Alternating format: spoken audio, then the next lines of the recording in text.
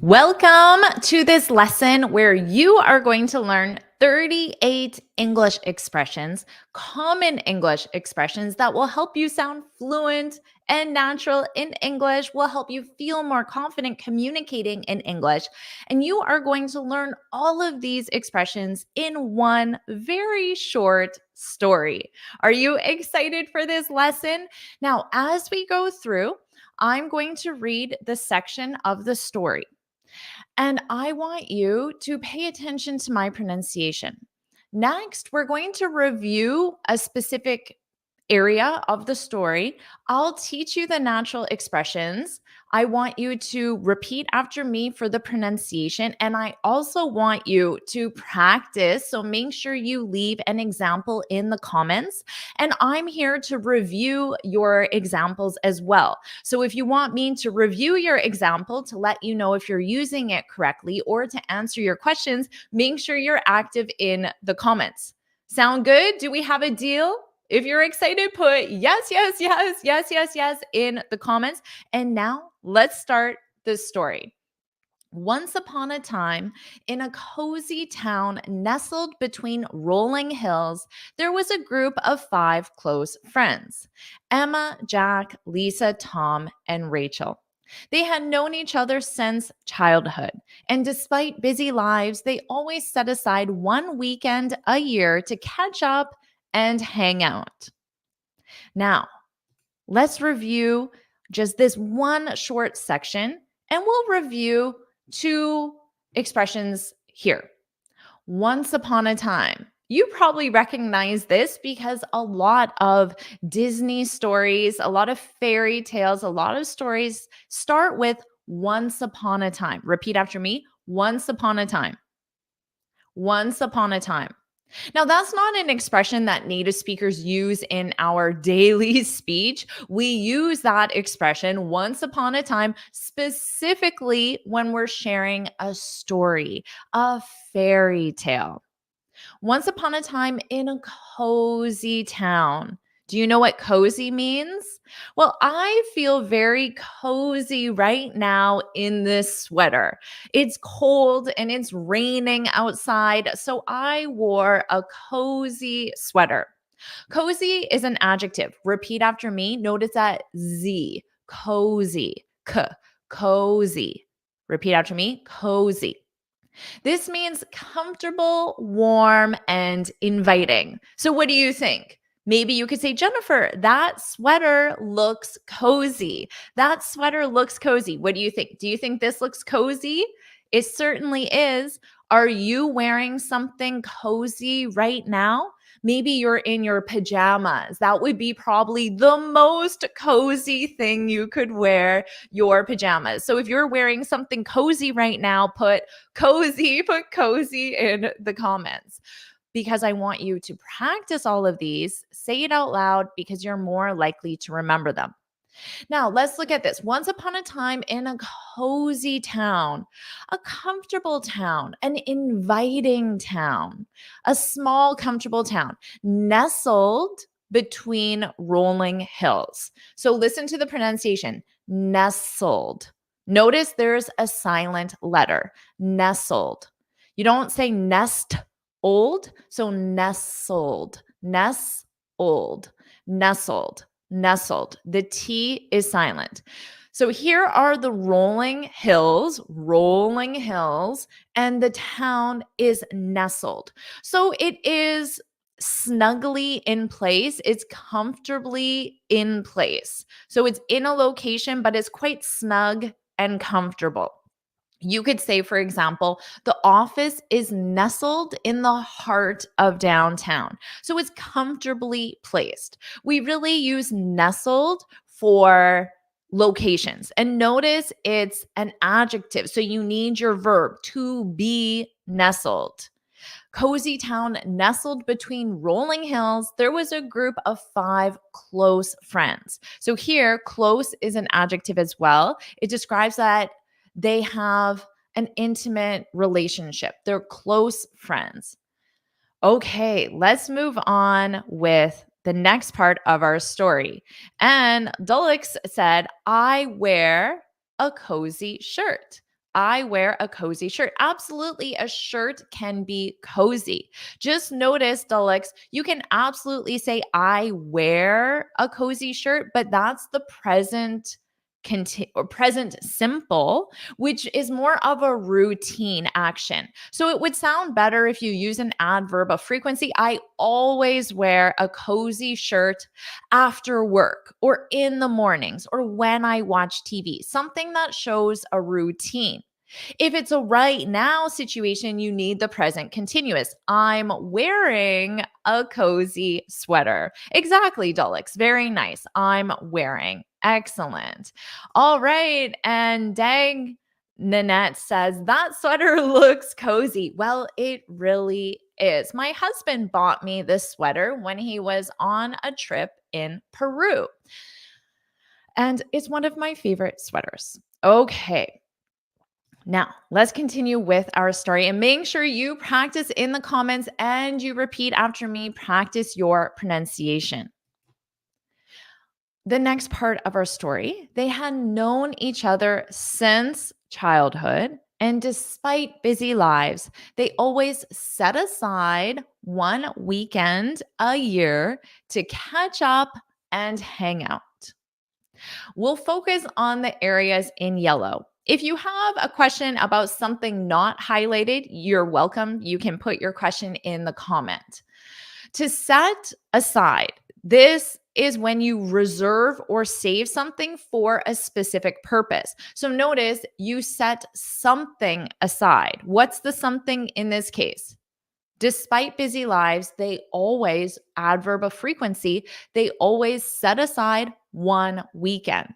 So in their calendar, let's say there's 4 weekends in a month, they take one weekend and they reserve it. They save it for the specific purpose. What's the specific purpose?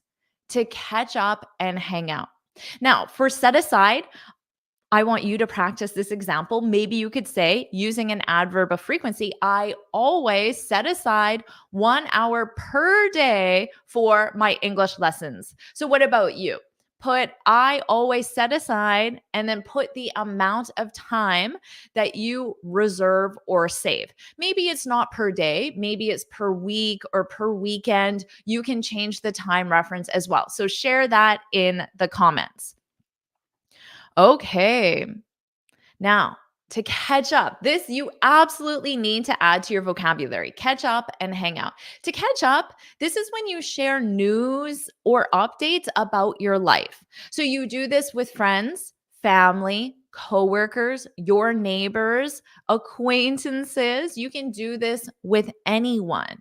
So if you haven't seen a friend for a month, 2 months, you can say, let's grab coffee. Grab is a casual way of saying, let's have coffee. Let's go for coffee. Let's grab coffee and catch up this weekend. So, to catch up, you'll say, oh, what's new with you? Oh, tell me about everything that's new since the last time I saw you. That's catch up. And to hang out, this is to spend time, but always socially. So you can hang out with your coworkers, but you're not discussing work, you're socializing. It's socially. Let's set aside some time next week to hang out. We need to catch up. So, here in this one example, I used all 3 of our expressions. And this is an extremely natural thing that a native speaker would say. And this is why having these expressions in your vocabulary is so important and so helpful to help you understand natives and sound like one yourself. Okay.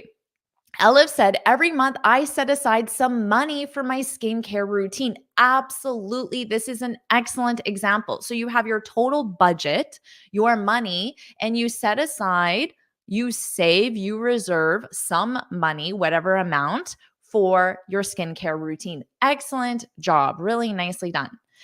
And Pooja, I always set aside 1 hour per day for my English lesson. That's wonderful. And great job getting that adverb of frequency. I always, very nice. TT, I always set aside at least 7 hours for deep sleep. That is an excellent habit to have. And HS says, I always set aside 30 minutes every day for exercising. I'm really impressed with everyone. Excellent sentence structure, excellent adverb of frequency, really nice. Okay. Great job, everyone.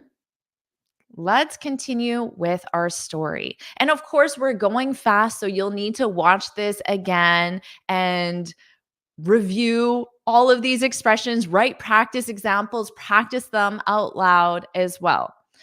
Okay. Tumor Malik asked, what about hanging out together by watching TV? Absolutely. Let's hang out and watch TV. Let's hang out and watch TV. You can absolutely say that. Great job. Let's continue. And of course, if you're enjoying this lesson, please like it to support the channel so I can continue offering these lessons for free to you. Like the lesson, subscribe, share it with your friends, and put yes, yes, yes, put yes, yes, yes, yes, yes, yes in the comments.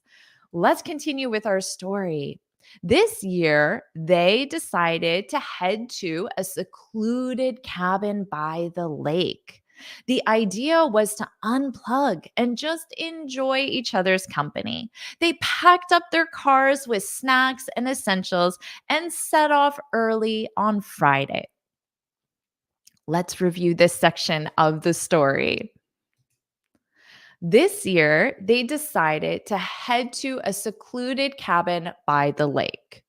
Now, I didn't highlight secluded, but do you know what that means? Secluded. You can see it in this image. If the cabin is secluded, secluded is an adjective that means there are no other cabins nearby. It's very private.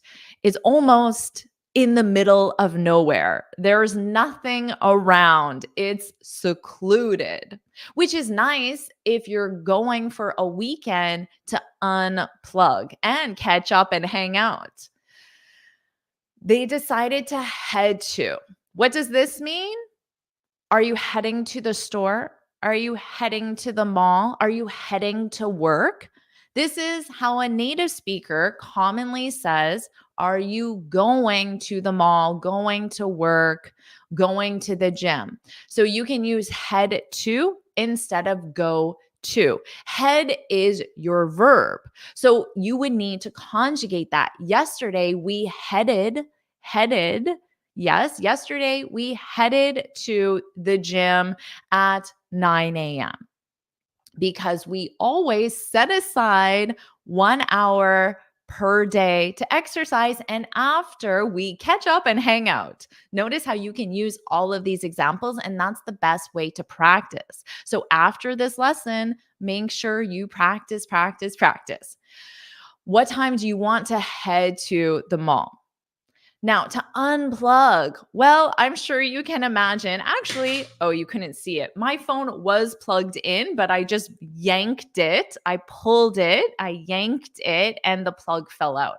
But to unplug, you turn off your phone, you turn off your devices, you disconnect from your devices. But you can also use this just to disconnect from your busy life. So you don't necessarily have to turn off your entire phone, but maybe you turn off your emails from work.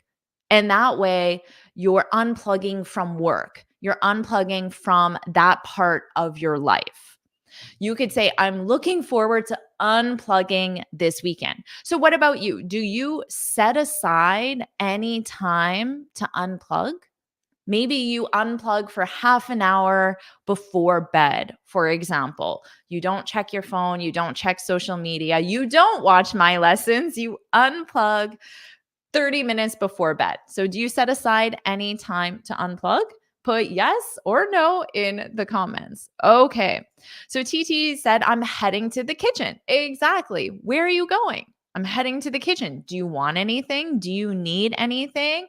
And Robbie said, unplug, take some time out. Exactly. Take some time out. Very good.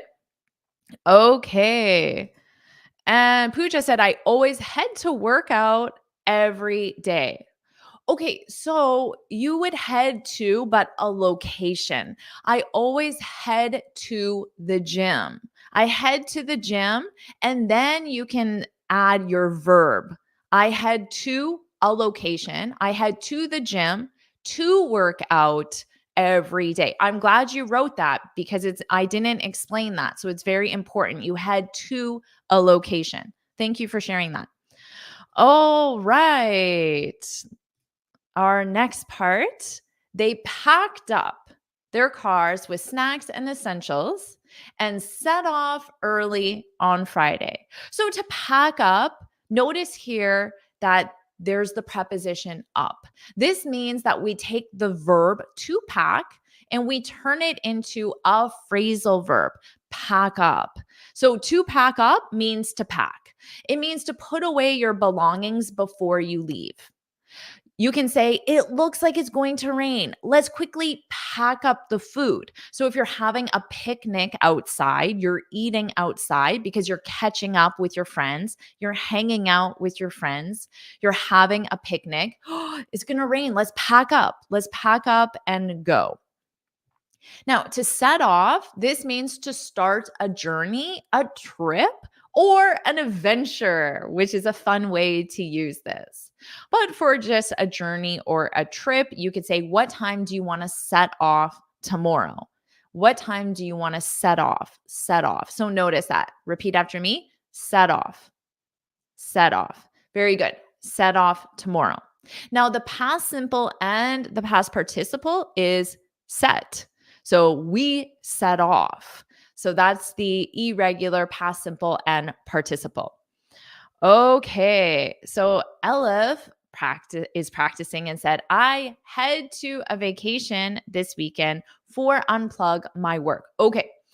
To unplug, because unplug is a verb. So you would want the infinitive to unplug from my work. From my work. And this is why it's so important to get feedback to make sure you're using these expressions correctly, because you need to unplug because it's a verb and you unplug from something, from my work. All right. Julie said, my friend is prone to pack up everything but the kitchen sink. This is a fun expression. If you include everything but the kitchen sink, it sounds like just absolutely everything in your house. Really nicely done. Okay. Wendy said, we set off to hiking at 9 a.m. in the morning. Very nice.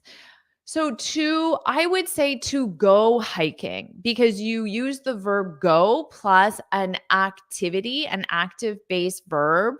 We set off to go hiking at 9 a.m. in the morning, at 9 in the morning. Very nice. All right. Excellent job, everyone. And TT said, I just unpacked my bag, which was full of groceries. Exactly. So the opposite of pack is unpack. I unpacked my bag. Very nicely done, everyone. Let's continue with our story.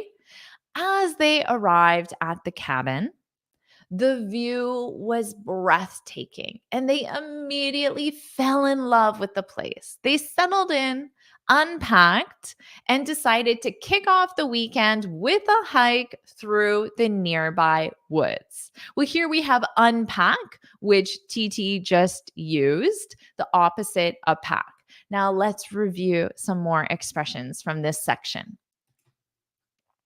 As they arrived at the cabin, standard, the view was breathtaking. I'm sure you know this adjective already, to be breathtaking. This means extremely beautiful, but you can also use it to mean more extremely exciting. She gave a breathtaking performance. It's possible that her performance was beautiful. You can think of the ballet, which is a beautiful form of dance, but it could also be that her performance was exciting. It was breathtaking. So remember, that's an adjective, so you still need a verb. To fall in love, they immediately fell in love with the place being the cabin. So you can fall in love with something, a cabin, or someone, of course. Now, notice here, you have the verb fall. This acts as the transition. Once you're in love, you can just say, I'm in love with all my students.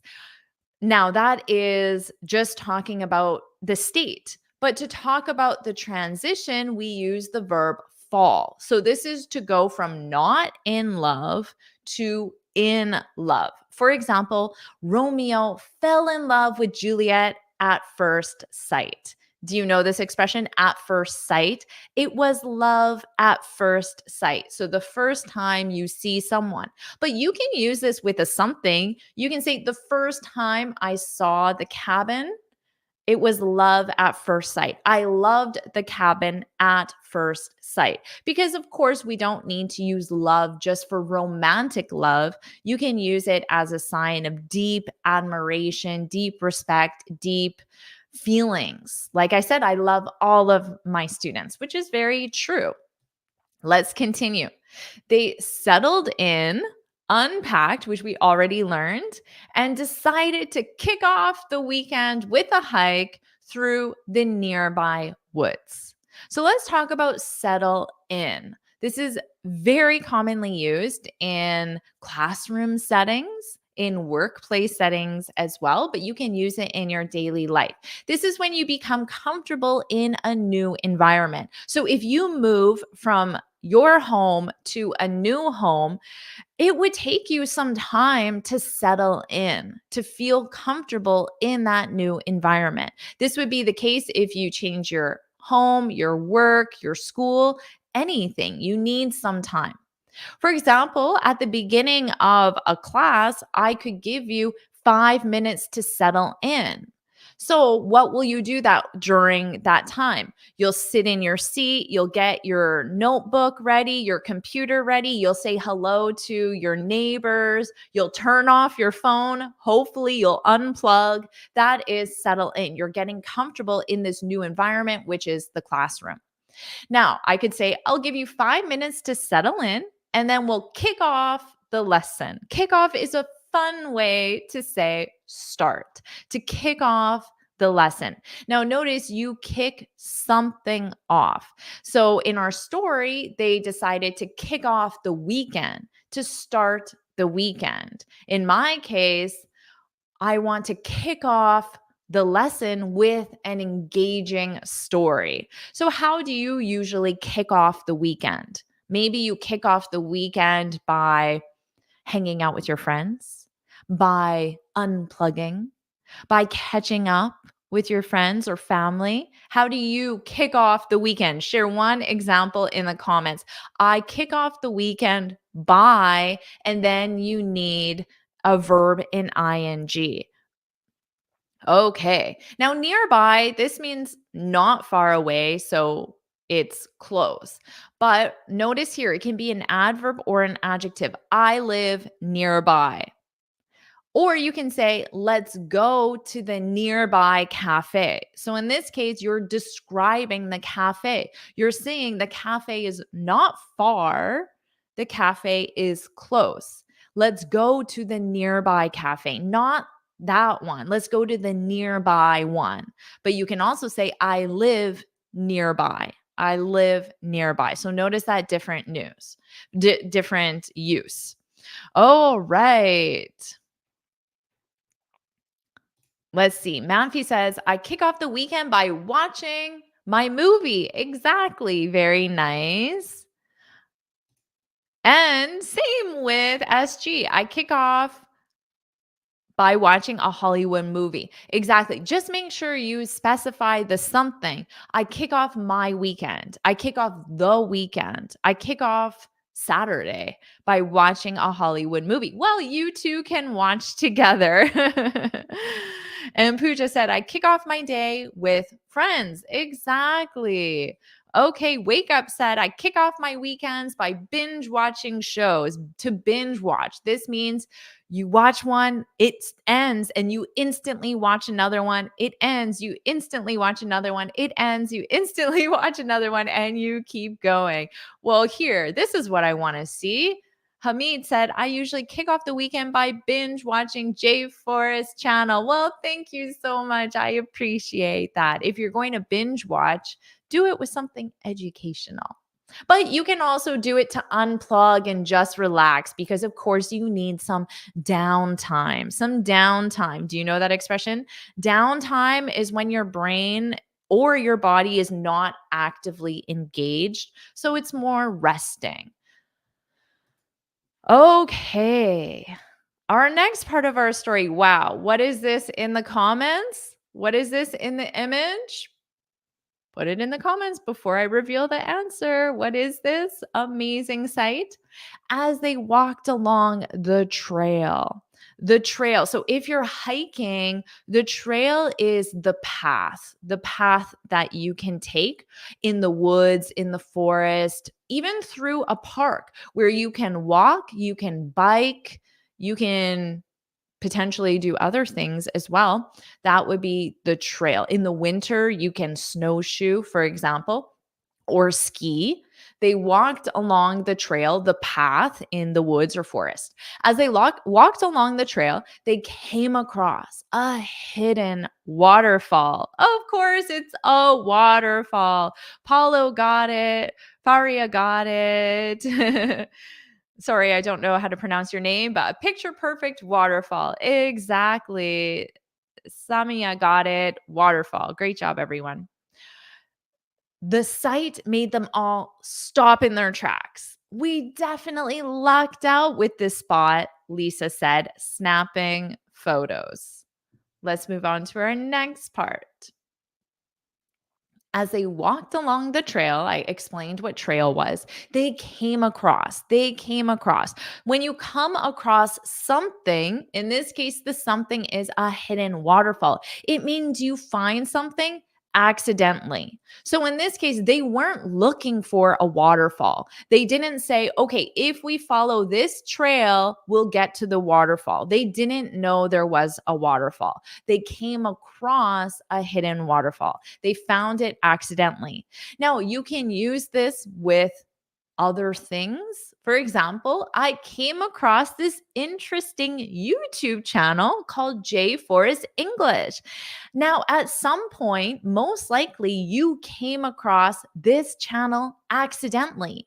You probably weren't looking for it. You just were looking for videos to improve your English, but you weren't looking for my channel specifically. You saw one of my videos, you watched it, and you said, oh, wow, I really like this teacher. I'm going to subscribe. But you probably first came across it accidentally, of course.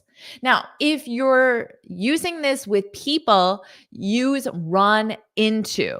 So you come across something, but you run into someone. For example, you could say, you'll never believe it. I ran into Jennifer in New York. So you saw me, but we didn't arrange to hang out. It was accidental. Now let's look at this next one. The sight of this hidden waterfall made them all stop in their tracks. So to stop in one's tracks, this means that it causes someone to suddenly stop. Suddenly stop. So maybe you were looking for videos to improve your English, and then you were scrolling, and then one of my videos stopped you in your tracks. So you're scrolling and then you saw it and you suddenly stop. You stop scrolling and you click on the video. And that's how you came across my channel. And hopefully one day we'll run into each other. I would absolutely love that. Okay. As Wendy said, I came across this interesting lesson. Exactly. Very nice. Exactly, to encounter suddenly. Very nice. Okay. I ran into my cousin in the shopping center last weekend. Exactly. And you weren't planning to catch up with your cousin. You weren't planning to hang out with your cousin. You ran into your cousin. It wasn't planned, it was accidental. And Satyajit said, I came across her profile and liked it. Exactly. I found it accidentally. Very nice, everyone. Great job practicing. Let's continue. We definitely lucked out with this spot, Lisa said, snapping photos. So notice we definitely lucked out. This is in quotation marks, which means Lisa is saying these words directly.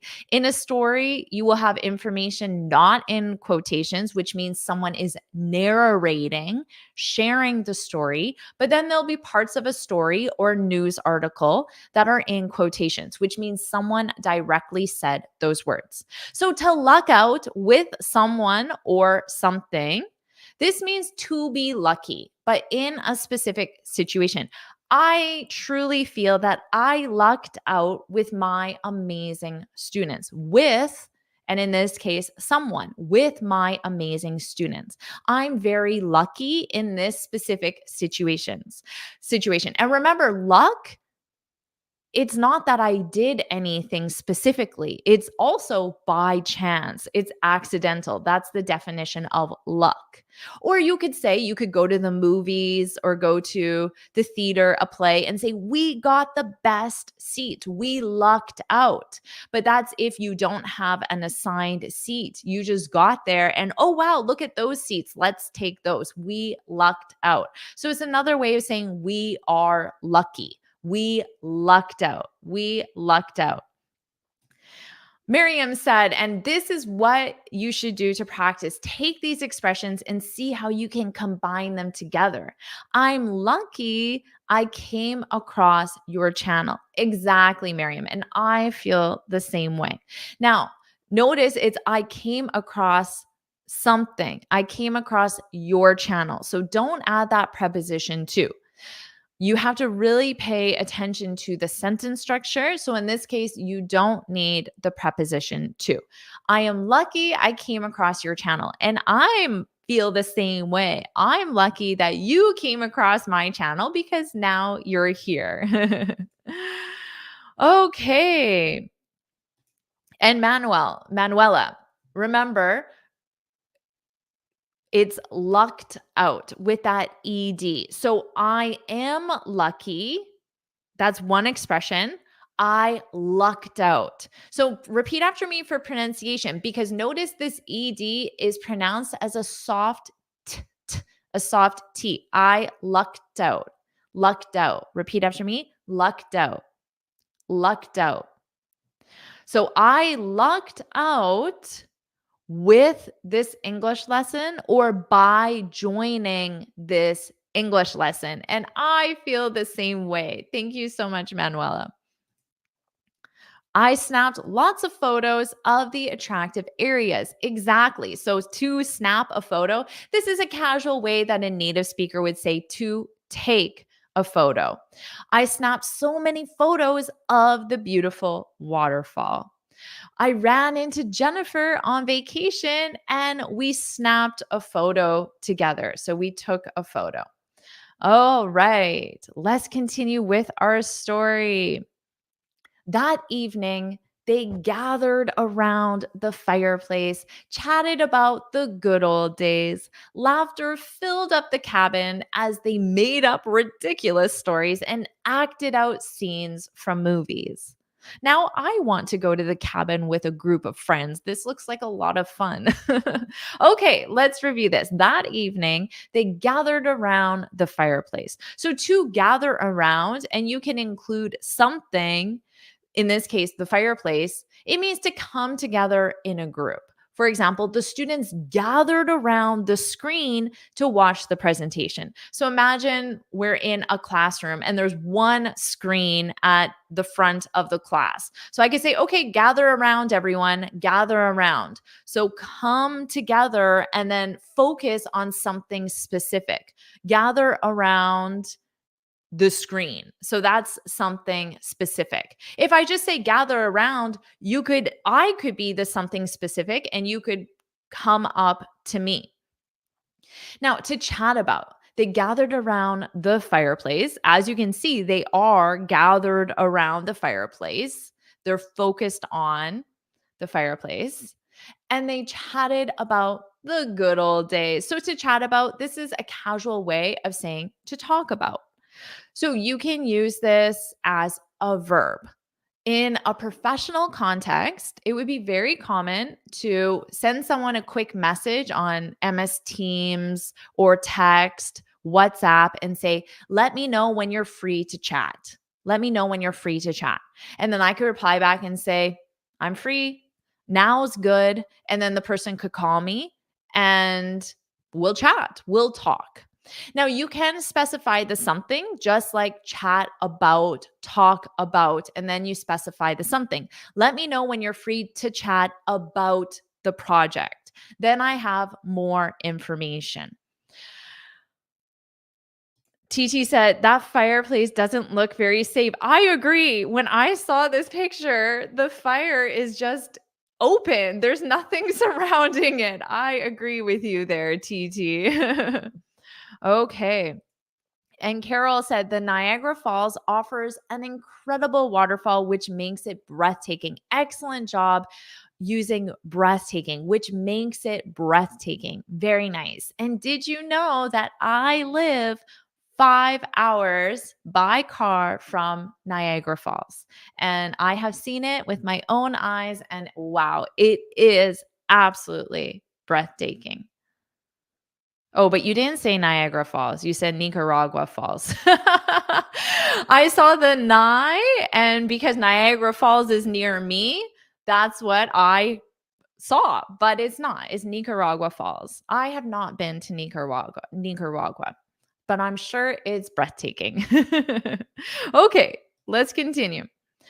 Now, the good old days. This is a nostalgic view of the past. And it's very common to simply say, oh, those were the good old days. Those were the good old days. So you're remembering the past in a way that makes it seem very pleasant, very very, I don't know, better than the days now, basically. So, a nostalgic, an idealistic view, a better view.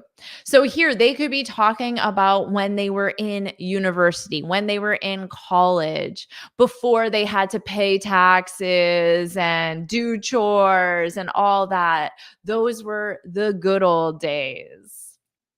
Okay, our next part, laughter filled up. So this means it occupied completely. So the sound of laughter occupied the entire cabin. But you can use this in a more literal way. You can say she filled up her calendar with fun activities. So her entire calendar is full, to fill up. Now, the laughter filled up the cabin as they made up ridiculous stories. To make up is to invent or create. So if you tell me a story, I could say, you made that up, right? You made up that ridiculous story, didn't you? Ridiculous means absurd, silly, or laughable. So you can use it more in a positive way. Oh, that's ridiculous. That's very funny. But you can also use it if you think someone is telling you something that is just absurd. So if I say, you can become fluent in English in 1 hour, you would say, that's ridiculous. That's ridiculous. So in that case, you're using it in more of a negative way. But in this case, it sounds silly. They're having fun. They're laughing. Ridiculous stories and act it out.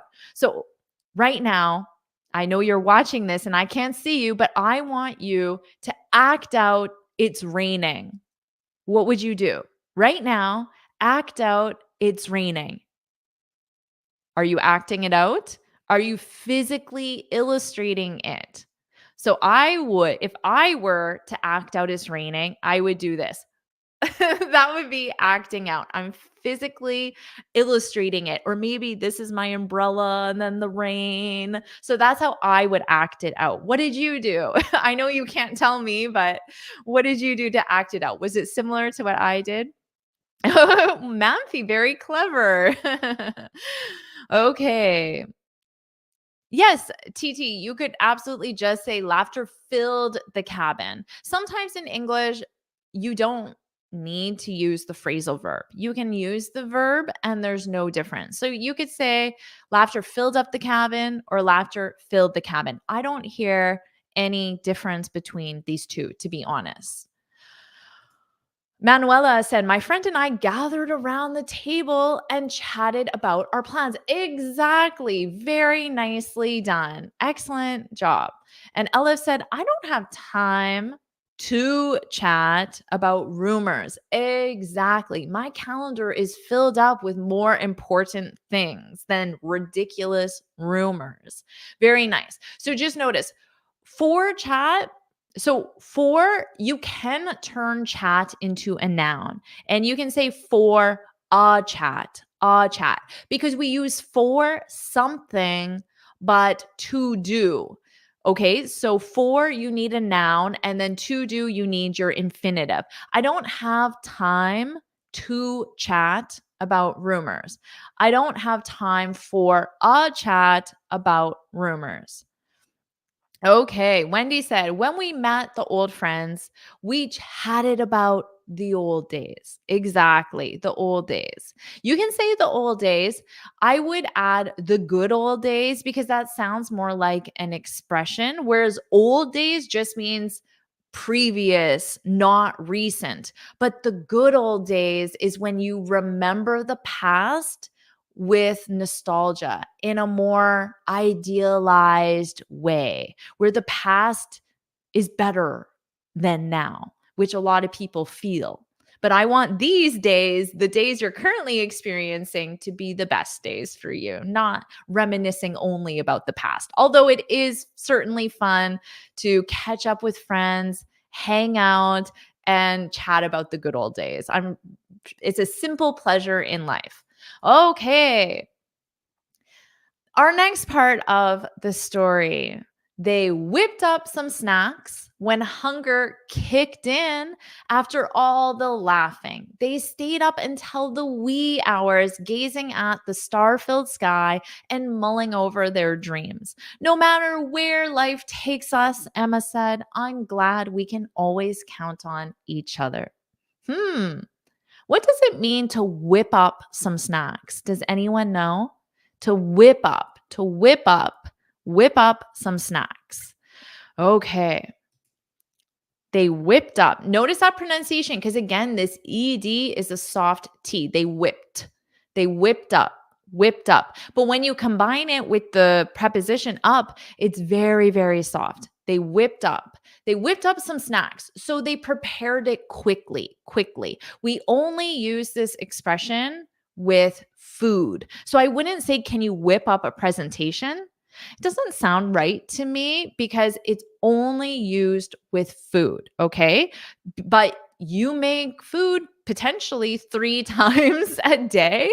So you can use this a lot in your daily speech. Can you whip up lunch? Well, I walk the dog. So maybe you say this to your roommate, your best friend, your husband, your sister, your brother, your mother, whoever. Can you whip up lunch? Can you make lunch quickly while I walk the dog? So, have you whipped up a meal today? You can whip up a main meal, breakfast, lunch, dinner, or you can whip up a snack. So, what about you? Have you made anything quickly? Have you whipped up anything today? If you have, share it in the comments. What did you whip up? The specific item. Now, to kick in, they whipped up some snacks when hunger kicked in. This means that when they felt the effects of hunger, so they feel it. That's when something kicks in. They feel the effects of it. So we use this a lot with pills that you take. So a pain reliever is a pill you can take to get rid of pain, a pain reliever. You can say, oh, I hope this pain reliever kicks in soon. My head is killing me. So when something is killing you, it means it's causing a negative reaction in you, obviously. My head is killing me. Do you have any pain relievers? And then you take it and you say, I hope it kicks in soon. I hope I can feel the effects of it soon. Okay, wake up said, I'll vacuum the room real quick. Can you whip up some food? Exactly. Very nice. Julia, my mother whipped up lunch in a blink of an eye because we felt starving. Very nice. Now, You can say the lunch if you're talking about a specific lunch, but for meals, breakfast, lunch, dinner, we don't use articles with them. So I would just say, I had breakfast. Every morning, I eat breakfast. Anissa said, I whipped up my breakfast. Exactly. Very nice. All right. I whipped up tea in 5 minutes. Very nice. You can say that. All right. My mother whipped up the lunch before we got there, you could say. We reach. If you use reach, you have to specify the destination. Before we reached her home, for example. Okay. And Pooja said, I whipped up my lunch. And Amna said, as I came across the live English class, I had to whip up dinner in 20 minutes. Exactly. Guests are coming in 20 minutes. I need to whip up some snacks or whip up dinner. Very nicely done, everyone. Okay. They stayed up until the wee hours. So, of course, they stayed up. They were awake. Now, what are the wee hours? Have you heard this? The wee hours. I personally never stay up until the wee hours. Maybe in this situation, a weekend away with friends, maybe I would, but it would be difficult for me. They were awake until between midnight, 12 a.m., and dawn, 4 a.m.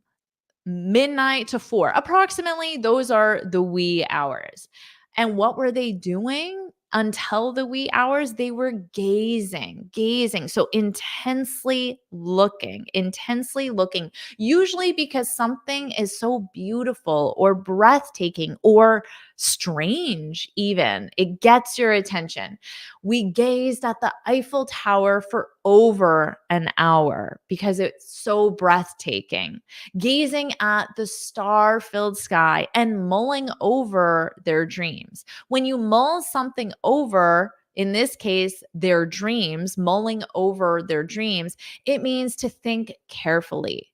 So, let's say your boss offers you the opportunity to move to a new city or a new country for work. Your boss might say to you, take some time to mull it over. So you need to think carefully because your entire life will change if you accept that job. So take some time to mull it over. But certain things you don't need to mull over. You don't need to mull over liking this video. You can just like this video. You don't need to think about it carefully. So hit like, don't mull it over. Just hit like, subscribe, share it with your friends. And then, so we have quotes, so we know someone is saying this. In this case, the character Emma. No matter where life takes us, Emma said, I'm glad we can always count on each other. Isn't that so sweet? I wish I was part of this group of friends. So, to count, rely, or depend on. Sometimes in English, there are multiple ways to say the same thing. So now you just learned 3 ways to say one thing because you can say count on, depend on, or rely on. They're all the same. And this is when you trust that someone or something will support you, will help you, or that something will work when you want it to work or that you need it to work. For example, I count on my phone to work when I need to send a text message. I trust that it will send the message like it is supposed to. So that's how something would work, like you need it or want it to work. So maybe you could say we can count on Jennifer to create great lessons for us. Do you agree with that? If you do, put yes, put yes in the comments if you agree with that. Okay. Dulux said, or Okay, weed, maybe the wee hours. Delic said, we can count on Professor Jennifer for another free lesson like this. Absolutely, you can. And I'm already working on the next one. So you absolutely can count on me. Okay. Oh, this is a great example. AK said, we should mull over who to count on. Yeah, you don't need the about because your preposition is over. With think, you think about something, but you mull something over. Okay, so notice that preposition change. We should mull over who to count on. Exactly. Because some people don't deserve your trust, right? So you should mull it over. That's correct. All right. And Wendy agrees, and Box Office agrees, and TT agrees, and Louise agree. We can count on Jennifer. Well, thank you so much, Louise. Oh, Gabrielle said, I watch your YouTube in the wee hours. Do you? Do you? You should be sleeping. But thank you. I appreciate that. Okay. Excellent, everyone. Though the weekend had flown by, it was filled with memories they would hold on to forever. And as they pulled away from the cabin, they felt recharged and ready to take on whatever life had in store. Isn't that nice? Group hug. That's what they're doing in the picture at the bottom. If you have a group, you can use this with your family as well. Say group hug. Say those two words, group hug. And then everyone will come in and hug at the same time. Though the weekend had flown by. So the idiom is to fly by, to happen very quickly. So do you think this lesson flew by? I can't believe we are almost at 1 hour. Can you believe it? For me, this lesson flew by. I certainly hope you feel the same way. Now, we have a general expression in English, time flies. Time flies. Have you heard this? Wow, time flies. And this just expresses that time moves very quickly. So if someone said, oh, Jennifer, you only have 5 minutes left in this lesson, I always say, what? Oh, time flies. I have to move faster. In this case, to be filled with. So it was filled with. It represents the weekend. It was filled with. So to contain a lot of. You can say the project was filled with problems. So something can be filled with, contain a lot of something positive or also something negative. This project was filled with problems. Hopefully, you don't think this lesson was filled with unnecessary examples. Hopefully you don't think that. Now, to hold on to, though the weekend had flown by, gone very quickly, it was filled with, contained a lot of memories they would hold on to forever. So, of course, if you hold on to something, right now I'm holding on to my pen. But in this case, if you hold on to something for a period of time, it means that you cherish it. So I could say, I'm holding on to this pen because my grandmother gave it to me. Now, in this case, it doesn't mean I'm physically holding it. It means I'm going to keep it. Even if it doesn't work anymore, I'm going to keep it because it's important to me. I'm going to cherish it, cherish it. So you can hold on to something non-physical like memories. So that's a really nice expression to have in your vocabulary. As they pulled away from the cabin. So if you pull away from a location, this means to leave a location, but in a vehicle. Now, you can use this with a train, a bus, a plane, a boat. As the plane pulled away, now you don't have to say from the airport if it's obvious. So you can leave it out or you can include it. If you include the location, you would say from the location. As the plane pulled away from the airport, I realized I forgot my toothbrush. Has something like that ever happened to you? Now, to feel or be recharged. This means that you feel full of energy and is usually after a period of not having a lot of energy. So you could say, I feel recharged after listening to that motivational speaker. So before the speaker, you were a little, and then after, you're excited, you're motivated, you're recharged, you're ready to go. So they felt recharged and ready to take on. So if you take on a problem, a challenge, or task, it means you accept it, you confront it, or you deal with it. So, in a workplace situation, you can say, I can take on that project. I can accept that project. But in this case, it's more to take on whatever life has in store. It means more to just deal with any situation that happens, not a specific thing right now. And to have in store, this is an expression. It's nothing to do with a grocery store or the mall, nothing like that.